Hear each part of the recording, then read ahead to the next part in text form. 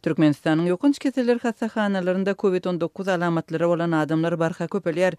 Käbirleriň ýagdaýy agyr. Häkimetler ýurtda koronawirusyň ýokdugyny öňe sürýärkä, Adatlyk radiosynyň habarçylary COVID-19 keseline mahsus alamatly keseliň gitdigiçe ýaýraýanlygyny we anyk wakalar barada habar berýärler.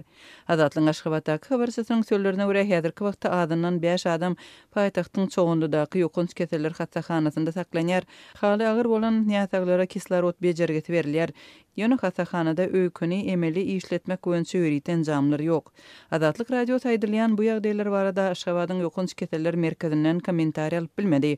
Häzirki wagtda ýurtda ýetip pnevmoniýanyň ýaýramagynyň fonunda Adatlyň habarçylary we çeşmeleri şol sanda hökümete ýakyn anonim çeşmeler COVID-19 alamatlary bolan ýataglarda bu keseliň anyklanan halatlarynyň adyndan onlarça barada habar berdi.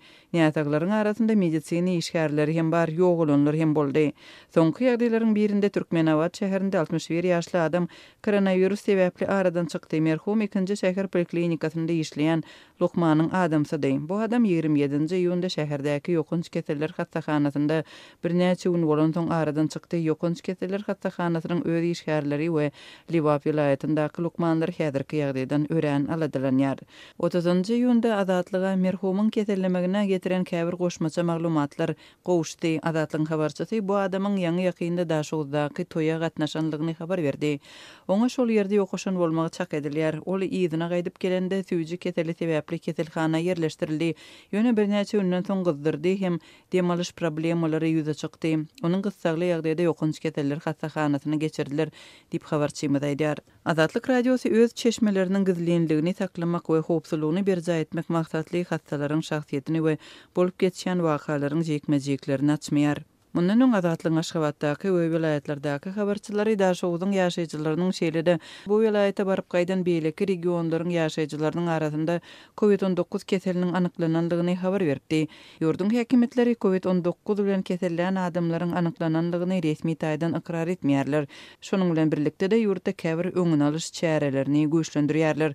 Hususan da şoňlar ýa-da peýdasy subut edilmeli köne görnüşli dermanlar virusa garşy terişde hökmünde guramaçylykly paýlanýar. Aşgabatda klinika işgärleri virusa garşy derman bolan Rimontadyny her bir adam başyna 10 tabletkadan muht berýärler. Bir ýerde ýaşy 65-den geçenlere, başga bir ýerde 60 töweründäkilere 9-njy poliklinikanyň goýunda çağlary 5 tabletkadan berýärler. Bizen tek gelmediler. Dermanyň öňüni alyş kursy 30 tabletkadan ibarat 30 gün diýip Adatlyň habarçylarynyň biri 30-njy ýylda aýtdy.